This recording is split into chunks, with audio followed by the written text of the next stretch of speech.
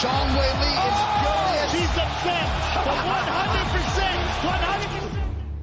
Oh, post pay-per-view week. How's it going, everyone? Welcome to Axe Cake Picks, episode 58 on this gloomy. It's gloomy over here, Joe, on the East Coast, August the 25th, 2023. As always, I'm your host, D-Rock, and joining me from the golf capital of the world, Joey D. Joe, how you doing today, kid?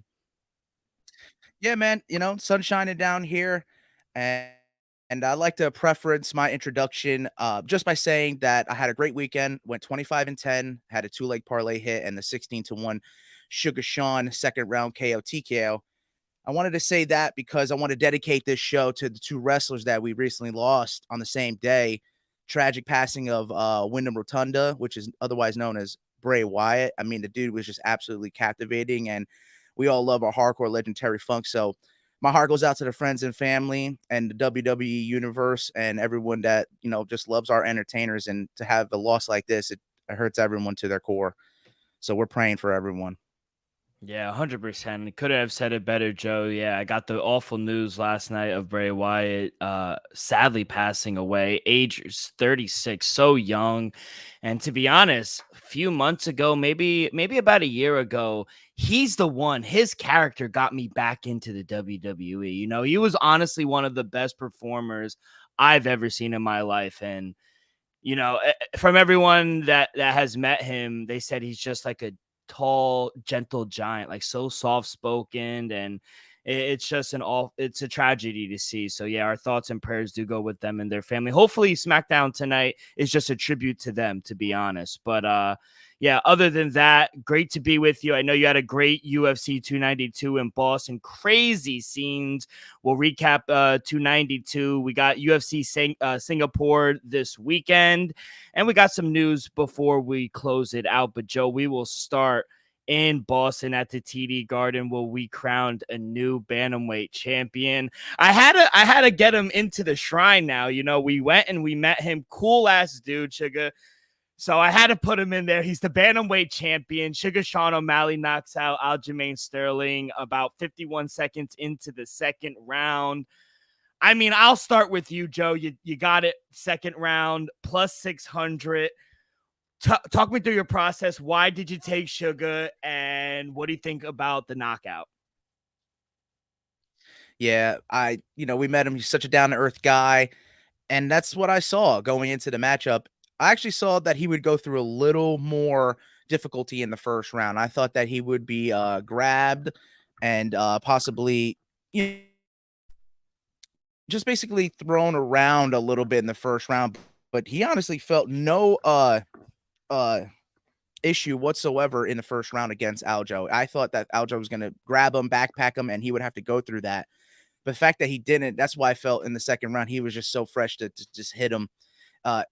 I saw that if he were to get that in the first round, Aljo, Sean would have had a tough time, and the finish wouldn't have happened in a second as quick. But he was fresh, man, and kept that distance control. And we got a new bantamweight champion of the world, and he did it beating arguably one of the greatest of all time. So I think 135 in terms of the depth right now is one of the deepest divisions and throughout history, because you have so many bantamweights that are argued for the best of all time. So we'll see what happens with the reign that Sean's going to have as the title holder.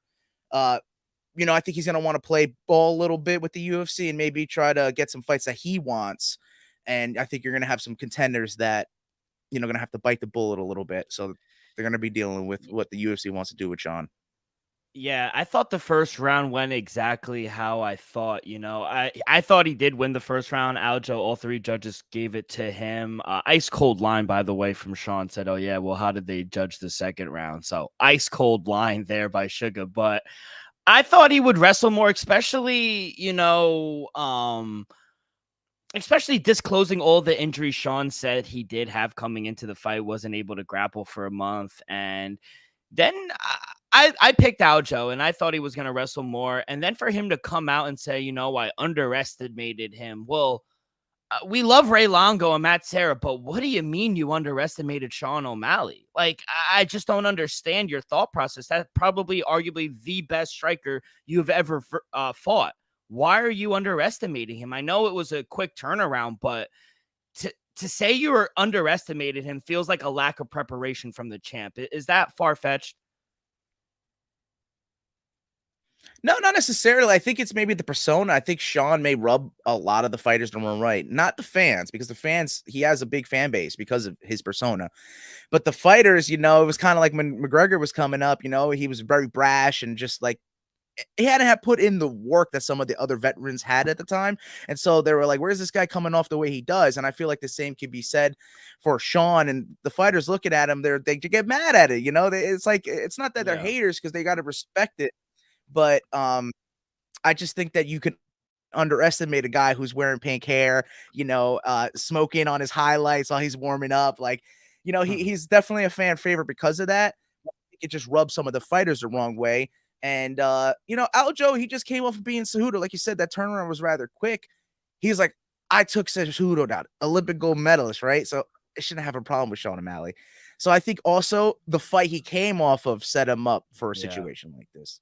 And I also think he wasn't able to close the gap as easy as he thought he would be able to. Because like you said, he did take down Cejudo a few times, but even in the few exchanges in the first round, he was lunging. He had bad balance. He just lunged in there, left his chin up. And credit Bilal Muhammad, the only person besides you that called for a knockout. Everyone and their mother was on Aljo, including me, but you and Bilal Muhammad were the only two people. So shout out Joe and shout out Bully B, man, because you guys were the ones who called it. I mean, what an event, Boston, Massachusetts. That's the same place where Connor won his title as well. So scenes from everywhere. I thought it was incredible. Spinning it forward now for Aljo, he said he wants a rematch. I think he deserves it. I don't think his legacy was tarnished at all, if anything, because when he lost to Marlon Moraes, he went on this championship run. I think he deserves an immediate rematch if that's what he wants to do. I just don't necessarily think that's in the best interest, one, for himself and his weight, keep cutting it, and the division, because you have Merab right there.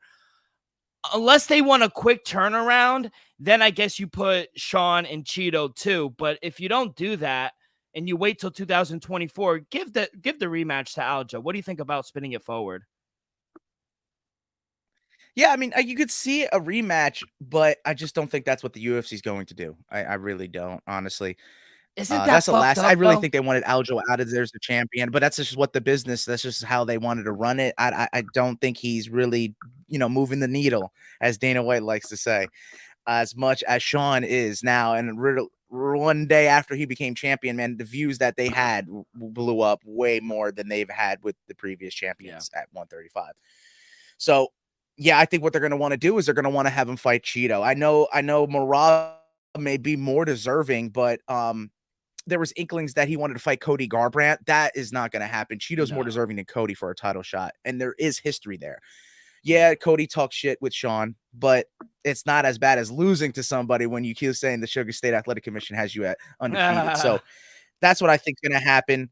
I think Sean's going to have to face Cheeto, get that loss back, and then go from there, whoever's deserving after that. I'm hard-pressed to say that Merab should fight Aljo, but then you're going to get a situation like what happened in the PFL with Nathan Schultz and Hausman Fio. Yeah. Best friends fighting, they don't come to bring it, and then you just get a thing that the organization turns out to be resenting of them for. So it's just they got to be smart in how they're going to approach the situation business-wise and for the fighters so they could save some face. Yeah, making the fight right now, Cheeto does make the most sense. Merab's still rehabbing, but he said he would be ready in December. You got Corey Sandhagen out till about March. That makes sense. I don't think they're even going to fight. Even if they pair him up, they're gonna be like, I'm not fighting him. They've come out and said it that they're not gonna fight.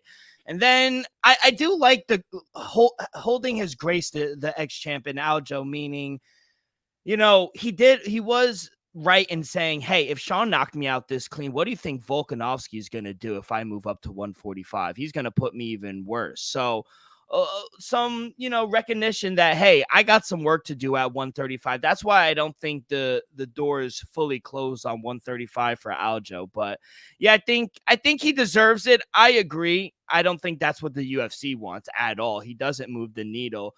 But as a ex-champion, I think he kind of deserves it. I'm a little biased, but I could honestly see the UFC saying, fuck you, we're not going to do that, which is kind of fucked in my opinion.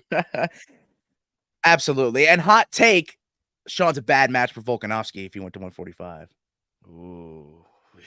Wait to see there. But another impressive performance, Zhang Wei Li.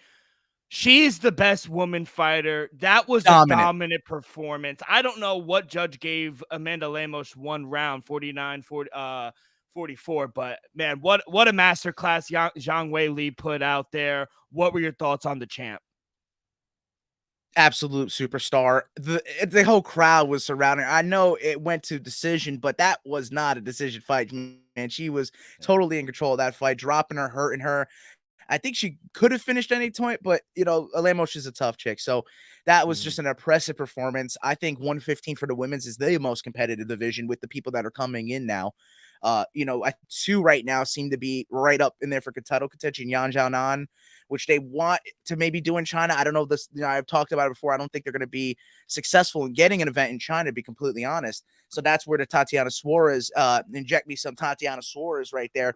You got a great title fight with any fight Weili Zhang is going to get into is going to be a great title fight because she's going to bring it, and she's a great champion for the sport. 100%. I think they have to, if they've gone to China before. If they have somewhere set for China, they have to do that fight. But if they don't, I think just insert her. Tatiana Suarez. I mean, this girl's a superstar right now. And I think she deserves it, to be honest. Just even her resume, how she takes out women. I agree. I think the strawweight division is the most competitive women's division. But yeah, spinning it forward, if they could get the Yan Xiaonan fight in China, I think she deserves it. 2 Chinese fighters going. I think they would sell the place out. But if they don't, you got to put Tatiana Suarez in there. And I think that's a bad matchup for Zhang Wei Li. What do you think? Absolutely. The ground game, I think there's maybe a little bit of disparity in terms of the experience and the pedigree that Tatiana Suarez possesses. Weili Zhang, she's absolutely a physical specimen and has great wrestling and great ground game, but that's just not her bread and butter. That's not what she grew up doing. Tatiana Suarez definitely grew up doing that. And we may see a difference if they get in there on the ground. We may see Tatiana Suarez school her.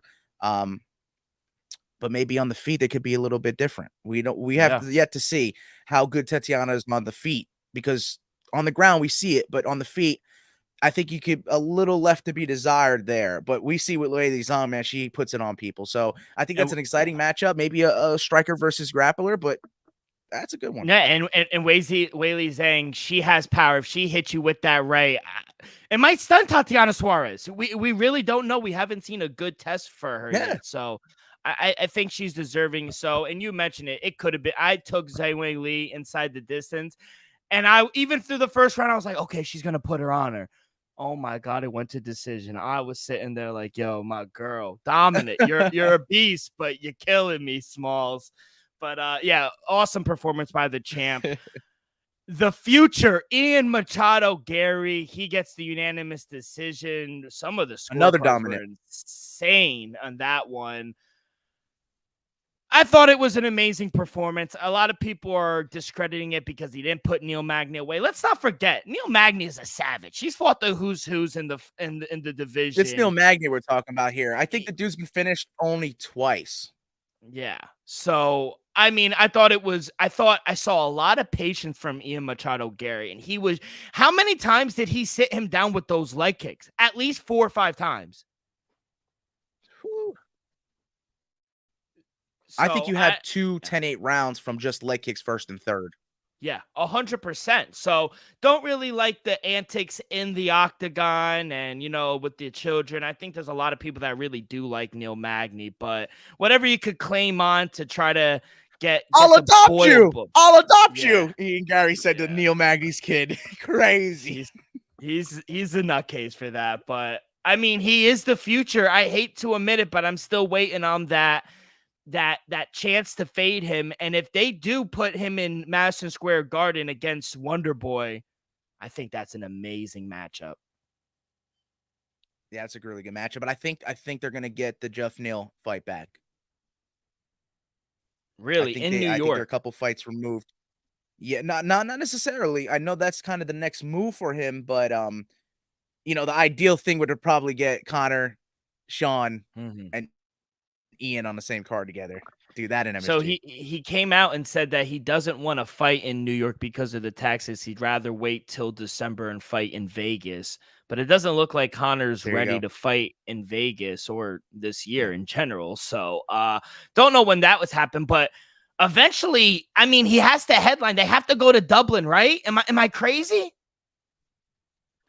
Yeah, I mean, a headline card in Dublin, Ian Gary. Yeah, I can see it. Yeah, if Connor were to get, I just don't think he'd be doing any fight other than a pay per view. And I honestly think Dublin's a little smaller to be for a pay per view. I think they would only be able to do a fight night there. Yeah, but they could do something like the UFC Paris, like a fight night, but have Ian Machado do it, just like Cyril Gane's doing. Get a bunch of and there's 6 now active UFC fighters from Ireland, so they're getting up there. And who paid the wave? All right. The Notorious. But other than that, Damian Blackshear. That's right. First of all, I didn't like the judging. Didn't like it. I thought he definitely won round 2. So for whoever gave Mario Batista, he definitely won the fight. I scored it 29-28, but Damian Blackshear definitely, his stock didn't go down. He definitely won round 2 in my opinion. So what'd you think of his toughness? And you kind of saw a second win from Mario Batista in the later rounds of the fight. Yeah, absolutely. While he was fresh, Damon was able to, take him down and show that he had the first round. But to be completely honest, Damon Blackshear is a tough dude. He hasn't gone finish in his career. All his losses have come via decision. And I did call the Mario Batista just because of that. And it was looking at Damon Blackshear coming on short notice, being like, if he's going to lose this fight, I think it'll be by split decision. And I hit that on the head. And that's why I went Mario Batista, having a camp. It just kind of worked out in the favor. But I agree with you. The judging was a little off all over on the scorecards. And Damon Blackshear could have won that via split decision, but I got it plus 205 for Mario Batista on the decision. Yeah, you hit that at plus 205 via decision. So nice hit on there. And then the last fight on the main card that opened it, Cheeto Vera taking on Pedro Munoz. Man, his left jab from Cheeto is something else. It wasn't the most, I Power. guess, entertaining or power, but man, that jab is too quick. And his slow starts always worry me, but it always seems like, and Pedro Munoz was connecting on some of them, but it never looked like Cheeto was wearing it. So I thought it was a dominant performance. He gets the win unanimous decision. What'd you think about Cheeto Vera's performance? Yeah, he was just in control the whole fight. He kept Pedro at bay. I was looking at Pedro thinking that, he could actually do something here if he could keep Cheeto on the end of his combos. But it was quite the opposite. Cheeto was keeping him just all his knees, all his elbows. And, Sean was looking back and was like, it's a boring Cheeto fight. And that's the only fight that Cheeto turned up early for was against Sean O'Malley. So hopefully if they do square up, we see a Cheeto that shows up in the first and second rounds because we know Sean's going to. And we know Cheeto brings it later. So yeah, good performance by Cheeto Vera. I think he gets the next title shot. Yeah, I agree. I think he gets it. By the way, I don't want to spend too much time on the main event, but early stoppage, I thought it was a little early, just because he's champion. He kind of turtled. He was still cognitive. He was grabbing legs, moving like when he was with Peter Yan.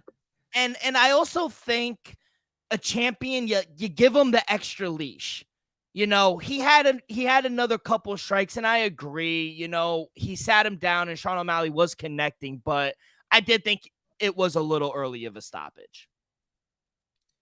Yeah, you can argue that. I just think that the UFC, unfortunately, whether it's trickling down from the judges into the refereeing, what have you, that they're not really giving the champion the benefit of the doubt anymore. It seems. We can go as far back as when Henry fought Demetrius Mighty Mouse Johnson the second time, and that was a controversial decision that Henry came out on top. So, you would think that you gotta kind of favor the champ. He's there for a reason, but at the end of the day, that's not always how it works out. So yeah, I think we got to wait and see where the organization's going with what they want to do with their champions. It seems that they're a little biased.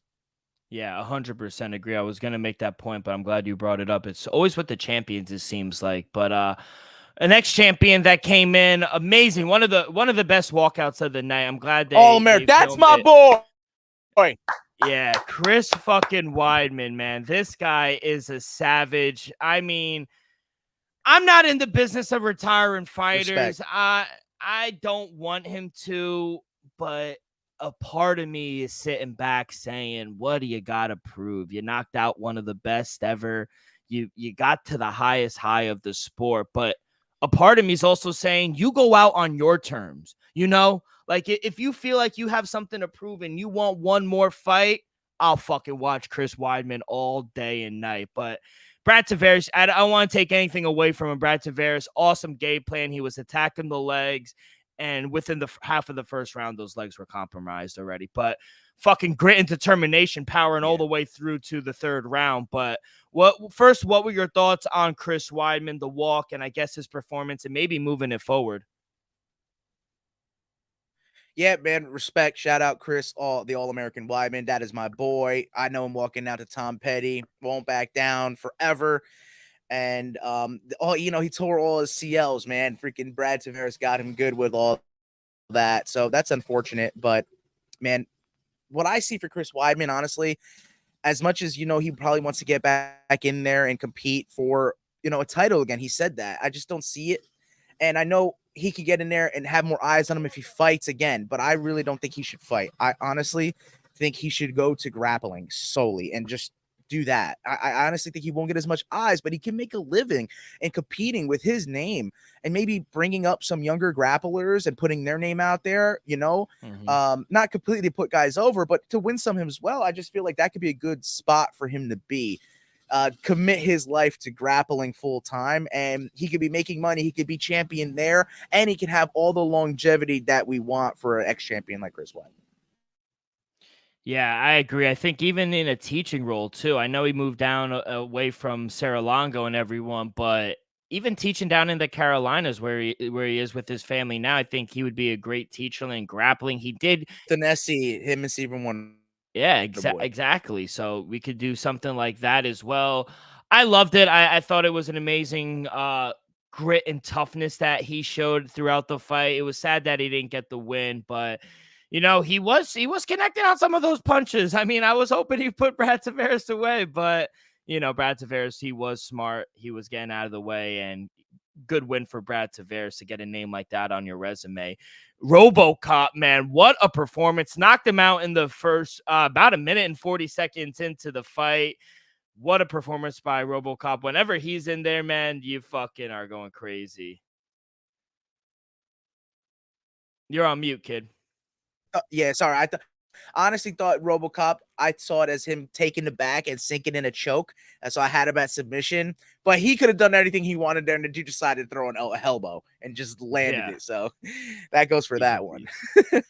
But then the two tough finales. I mean, what you got those right? Kurt Holloway submission. That transition was insane. 40 years old. This is his fourth time trying to get into the UFC. It was so slick. I'm so happy for Kurt Holloway. And then Brad Katona and Cody Gibson, man, they both got that dog in him. Oh my God. Those boys. So does Brad Katona. I think Cody's going to get a contract. Cody did get a contract. Dana White said he came out. He said, we're going to take care of him. He goes, I got bombarded on messages. He goes, don't worry. We're going to take care of him. So, I mean, he deserved it. He laid everything on the line. Brad Katona, those two just fucking let it have it. So, fight of the night. Another 50 G's coming their way as well. Andre Pertosky, he got the decision split against GM3. It could have gone either way. Yeah. Andre Pertosky, he kind of faded late, in my opinion. Natalia Silva, my girl. Yep. Woo! She is the future. I'm telling you. Woo! Yeah, she's the future. She's ranked now at 13th. Sorry, KGB Lee, but you donezo. So all around, I thought it was respect. It was great girl. But overall, I thought it was an amazing card. And Karina Silva. Yeah, Karina Silva, you got that right on the money line. She got that back from Marina Moroz. She lost originally. Yeah. She revenged her loss. Good for her.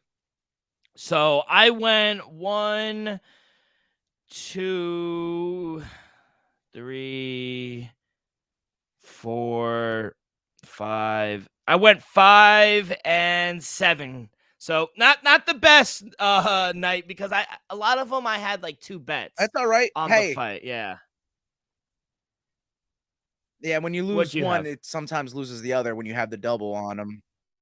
Yeah. I had 9 and 3 with the parlay. So, good night for the UFC. KSW was 3 and 1, PFL was 5 and 2, and 1 I had 8 and 4. So that's where I got the total record of 25 and 10. By the way, real quick, Cassius Clay Collin, man, what a war between him and Shane Burgos. Woo! Shout out Shane Burgos OAM. though. Yeah, shout out Shane Burgos. He got sat down though. It was a hell of a fight, but he did get sit down. OAM, the Canadian gangster. What a performance. Woo! He's going for the $1 million again. Sato Buse, what a performance there. Bujio Ali, what a knockout that was as You can well. go pro any fight now. Yeah, I mean that PFL card went under the radar, I thought, on a Wednesday.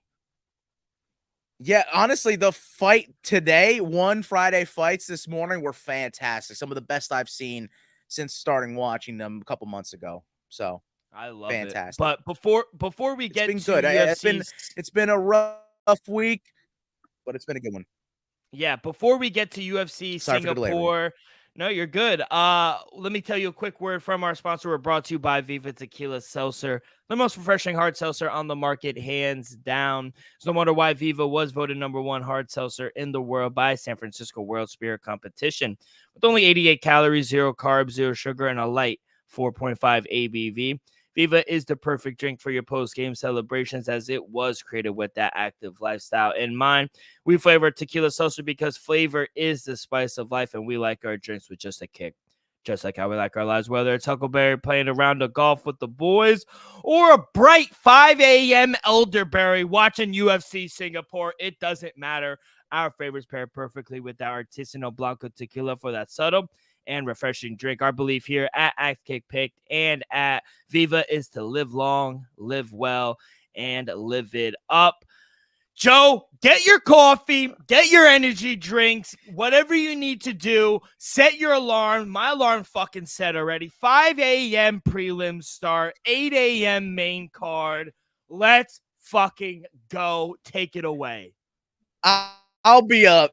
And it starts with Sting against Jarno Aarons. An early start. I'm taking the dog. I'm taking the dogs barking early. Jarno Aarons plus 200 is where I got him earlier this week. I don't know where the line's at now. If you have any updated lines, Dylan, feel free to shout them out. But I'm taking Jarno Aarons to beat Sting in the first. In the next fight, Na Liang. Go ahead. No, I was just going to say he's a plus 150 right now.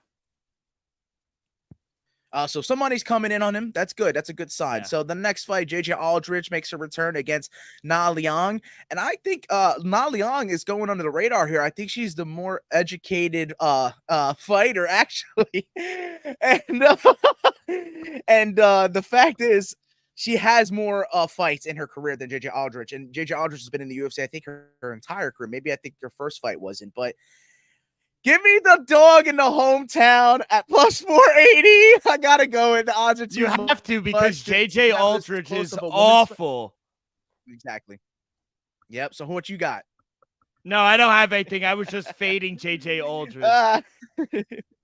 There you go. Exactly. I got the hometown girl. I think with the odds being that juiced, man, I'm all over it. And then the women's fight being that close, you got to jump on it. So let's go with the next one. Kinoshita, man, honestly, last time I seen him fight, I remember him going unconscious through elbows. He's taking on Billy Goff. I think Billy Goff's a stud. Another dog. So those dogs are barking early for me. Billy Goff on the money line at plus 135 is when I got him. So if you don't have anything on that and you're liking where I'm going, let's get to the next fight where Rolando Bedoya takes on Kenan Song. And I think Rolando Bedoya got robbed in his last fight against KS Williams. I do think he won that fight. And Kenan Song comes out the fight. You know, he is a live and die by the sword kind of fighter. And I think he might get iced here. I really think he's going to go for it and get caught. So give me Rolando Bedoya getting a finish here via TKO but I want to take him on the money line to play safe, minus 250. But like I said, to get some value, think of him inside the distance, possibly via KO, TKO, ground and pound. And that's that for that play. Here's a favorite. I have my boy Mikhail Oleksiejczuk shout me out on Twitter, so you know I'm riding him against Chitty Bang Bang and Jekawani. It's a dangerous fight for him, and absolutely Chitty can knock him out, but Michael could do the same. And Mikhail, I'm all over him. I'm going to take him on the money line at minus 120, but he's another fight that I would think inside the distance, and I would lean towards the via KO TKO with Mikhail Oleksiejczuk. I'm going through these fights, man. I'm flowing here. I'm just like trying to, like Sean, trying to just go through the punches, man. That's how I'm feeling at the moment. But a next fight is super exciting. A lot of fans are ready to see what Toshima Kazawa is going to have against Garrett Armfield. And when they went to weigh in, man, Garrett Armfield went for the handshake, and Kazama did not accept it. He went right in his face, and then Garrett Armfield started saying, "Let's go." So I think this could be fight of the night. Early prediction here. Toshomi Kazama against Garrett Armfield. I'm going to take the dog who looked more respectful and was ready when he didn't get the handshake. He's a favorite. Garrett Armfield, I had it at minus 170. I hope money came in on Kazama late. If you get it now, you may get some better odds. What do you see? Do you see anything like that? Yeah, Kazama is plus 142 right now. All right. And when I took Armfield, he was minus 170. And if he was that now, I think he might be a little better odds, I think. Absolutely. So that was a better time to take it than I did earlier in the week. And going into the featured prelim, we have the Salsa Boy, Waldo Cortez Acosta. Shout out Elvis, same last name, against Lucas Bresky. And man, Lucas Bresky, he always looks the part, but he just never puts it together when he gets inside the cage. Every time I've seen him there, he's getting pieced up. Waldo Cortez Acosta, last fight, he lost via decision. And he does win a lot of fights decision. So my play here is because Lucas Brzeski is a big guy and takes it on the chin a lot, is for Waldo Cortez Acosta to win via decision at plus 125. I think the odds have gone up a little bit as well. So if you find it now, you're going to get a little better juice worth the squeeze. But that's what I'm riding with. I think you get a decision in these heavyweight clash, which is kind of rare. That's it for the hold up real quick. Oh, okay. My boy was a bullpen reliever throwing 90 out of the pen. He's knocking this guy out. He went to Singapore. He's knocking him out. Give me Waldo Costa Jr. Shout out my Dominican poppies. Inside the distance to another. Elvis Acosta to Waldo Acosta. Let's go. Let's go. I love it. I'm glad you came up with that play last second. But that would do it for the prelims here of UFC Singapore. Let's get to the main card. And I'm going to announce the fighters. But Dylan, I'm going to hand it off to you, man. We got Junior Tafa, the Glory kickboxer, taking on Parker Porter, the UFC stud. Take it away. Who do you got here? Yeah, big fight here at heavyweight, but give me the favor, Junior Tafa on the money line, minus 138. I think Tafa, he has the clear striking and power advantage over Porter, but Porter, in my opinion, he really doesn't have a great chin. He leaves it up there a lot, and we saw the other Tafa knock out Porter, and if Porter can't get this fight to the ground, I think he's going to be in trouble. We've seen Tafa fight a wrestler in Muhammad Usman, and he was able to hold him down, but I just don't think Porter will have that power, take him down. If he does, then I think Tafa's in trouble. I don't think he gets him down. I think Tafa finds that chin eventually, puts Parker Porter away. I'll take Parker Porter straight up on the money line. I'll even sprinkle a little on Junior Tafa to win inside the distance at plus money as well. Wow. So you got a hedge going into this one. Very interesting. I think Junior Tafa, this is his makeup fight. I know his brother came off that weird one with his brother. I think he's going to try to make up for what happened with his brother, even though that he's getting that fight back. And I think it's going to be quick. I don't think Parker Porter is going to have any answer. I think he's going to get chinned first round. I got Junior Tafa minus 120, but I would be all over the via KO TKO. I think it's like plus 105. I think the odds are coming in on him. And if you do first round KO TKO, you get close to plus 600. So I'd be looking for something like that. Love it. I hope you like that there, D-Rock. And let's take it into the next fight and a highly anticipated matchup here for the flyweights of the women's division. And our girl, local, cold-blooded Aaron Blanchfield taking on Talia Santos. Interesting matchup. But D, take it away. Who you got? Yeah, huge fight here at 125. Winner could be fighting for the belt in their next fight, but I mean, give me my girl, Erin cold-blooded Blanchfield on the money line, minus 145.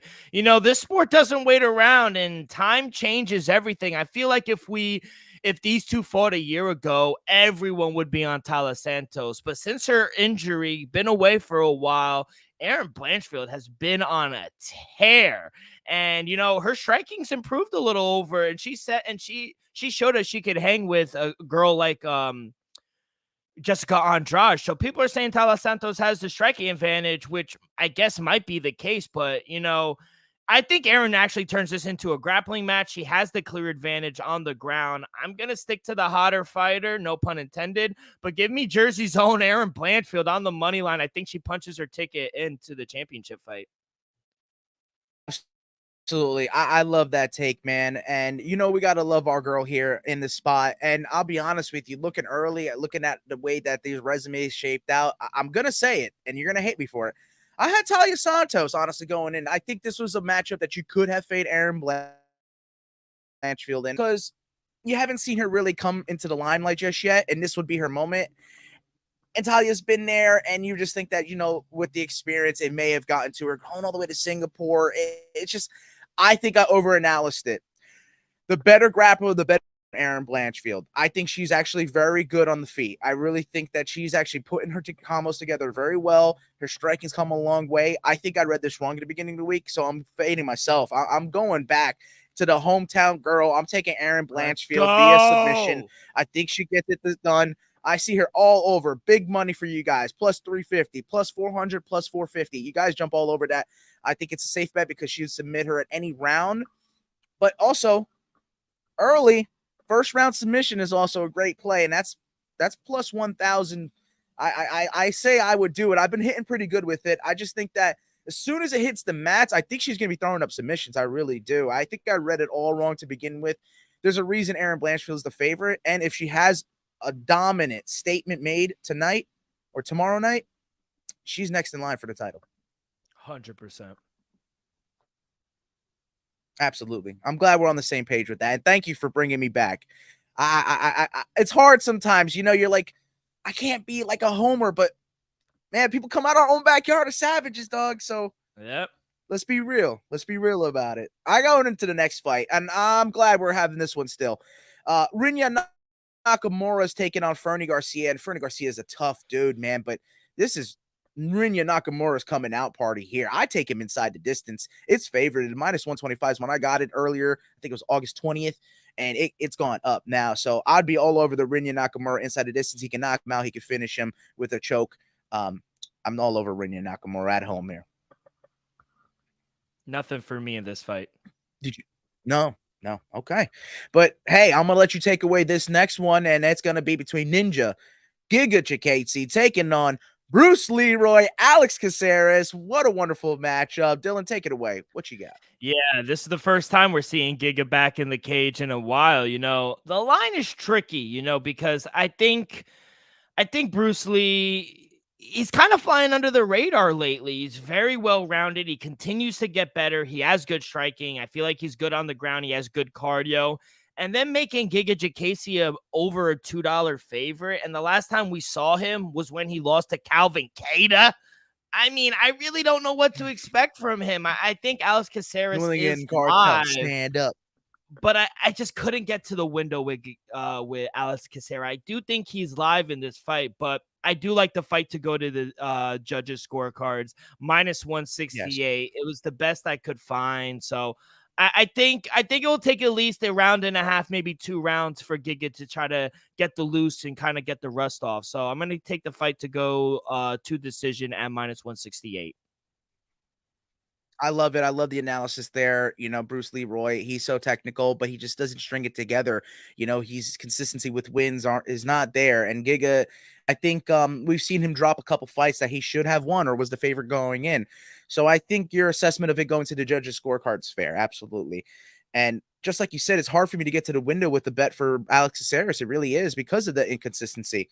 And Giga being a $2 dog, I mean, $2 favorite. It's the juice isn't really worth the squeeze there. I did play a gig on the money line at -225 early in the week. I just think that with the inconsistency, there's a chance that Bruce Leroy gets a little too creative for himself and gets caught with a giga kick. That's still out there. We forget about it. He did have a bad performance against Calvin Kattar, but he still got that kick. And I've seen, regardless of, like I said, the creativity and all the explosiveness that Bruce Leroy possesses, he's gotten caught and he's lost a ton by this, and he's not as consistent. I think it's a safer bet to bet the Giga Chikadze. The safest bet might be yours, the fight to go to this decision, but I could see a finish here. And like I said, that Giga kick's still alive and well. So I've taken money line Giga Chikadze at -225 because he could win by decision, but he could get that Giga kick again.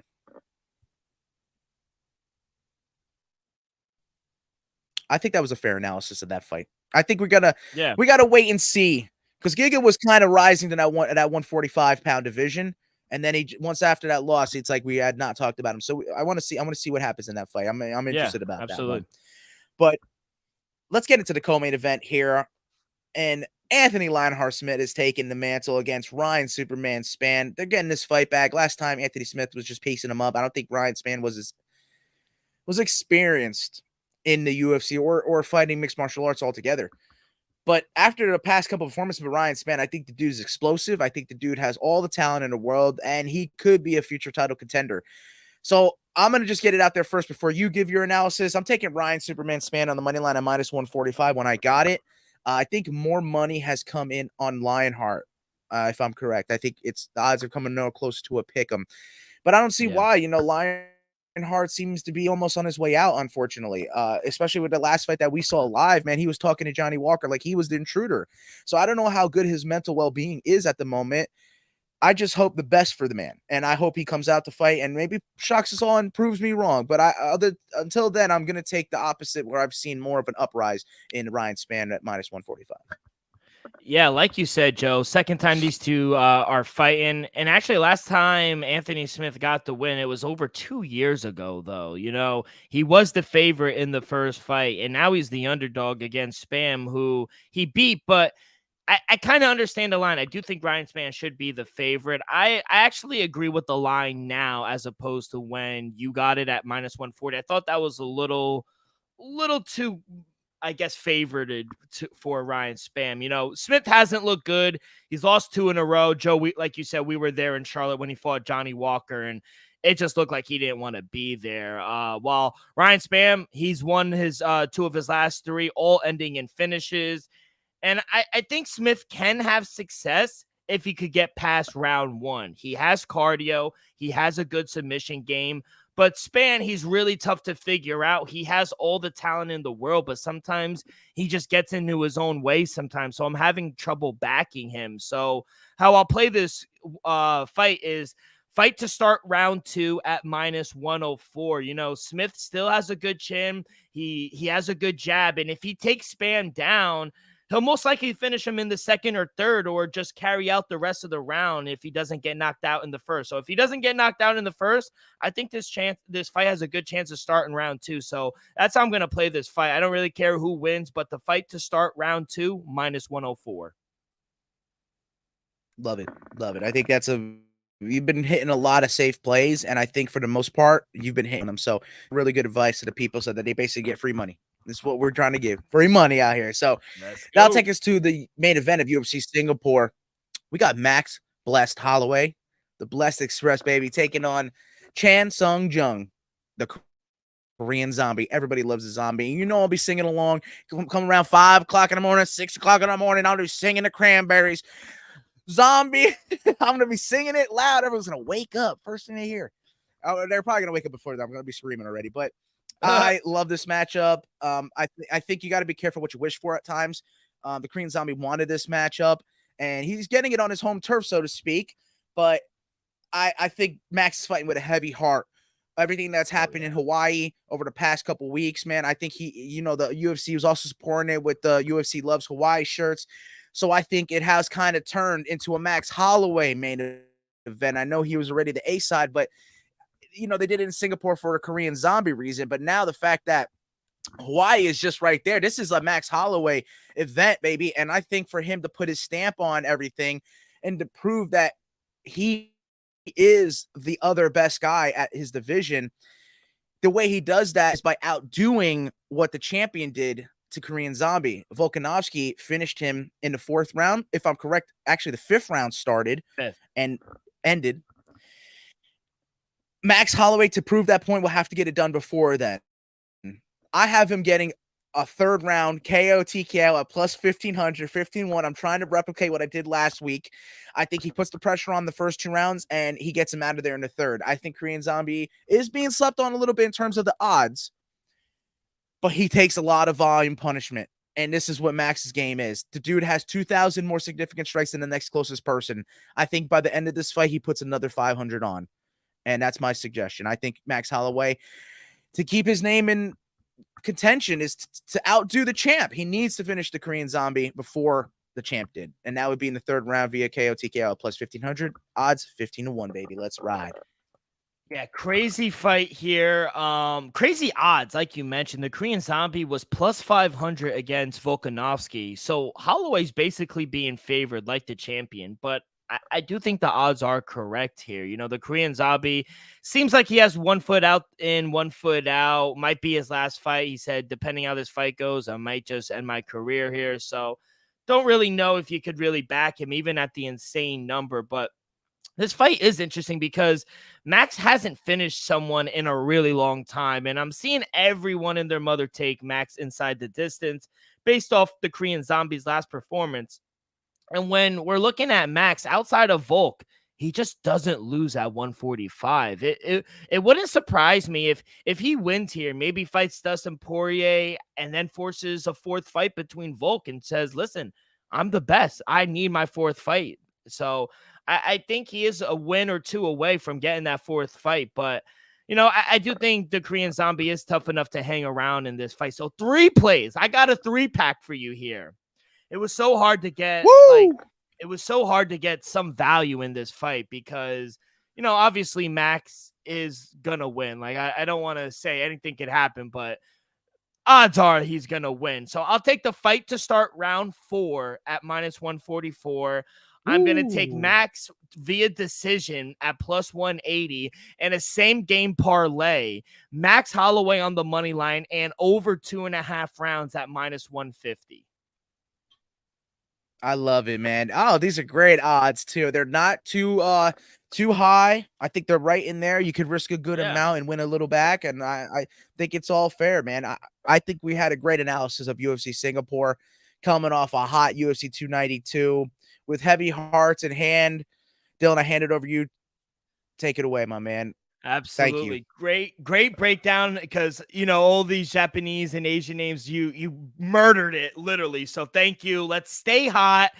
You're holding the back on your team right now because I'm floating I got my neck like above water. I'm barely fucking alive right now. That's all right. We'll get it out of it.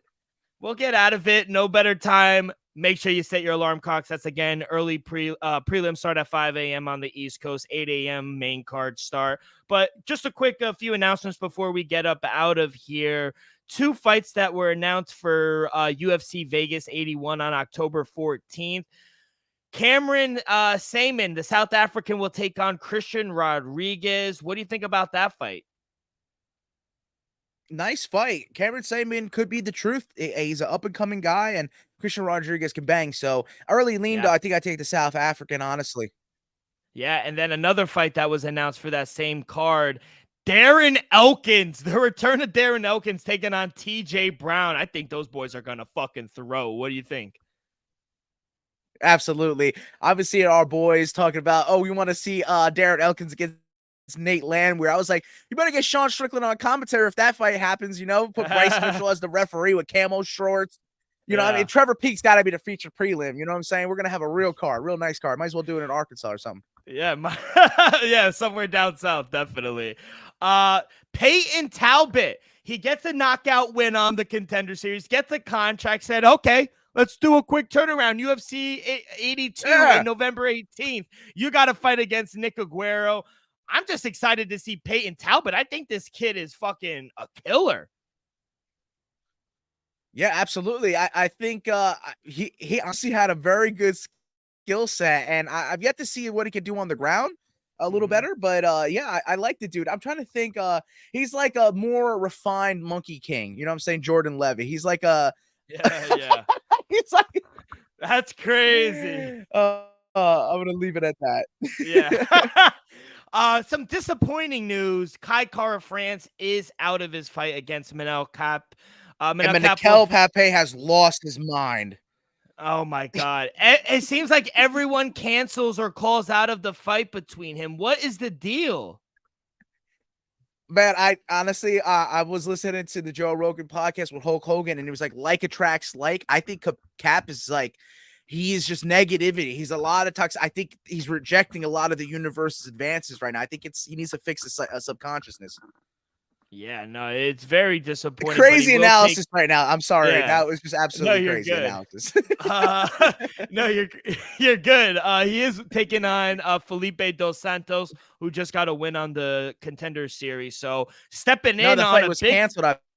Oh, it was canceled, believe. but he did get a fight. He's on a pay-per-view in Sydney, Australia. For the Contender Series, and he got the fight. Yep. I'll take it. Absolutely. Yeah. And then last fight, Jessica Andrade. Holy shit. 5th fight of the year, taking on Mackenzie Dern.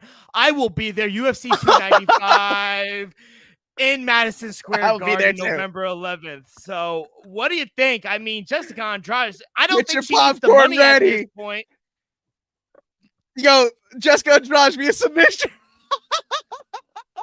No, I think this is an awful fight for Jessica Andrade, to be honest. It is, man. But I'm gonna go and take Jessica Andrade via submission and submit Mackenzie Dern. Yeah, I'm gonna take Mackenzie Dern via submission in that one, and I think I held the last one. I buried the lead. Mara Bueno Silva. She announced she failed a drug test during the week of her fight against Holly Holmes. No more main events for this girl, Joe. We're back to Holly Holmes main events, baby. Holly Holmes main events, baby. Let's go. Exactly. Yes. We called it on the show. She said it was like part of her ADHD medicine or something along those lines. So she apologized. I saw the quote that she put out on her Instagram. She said she'll be back.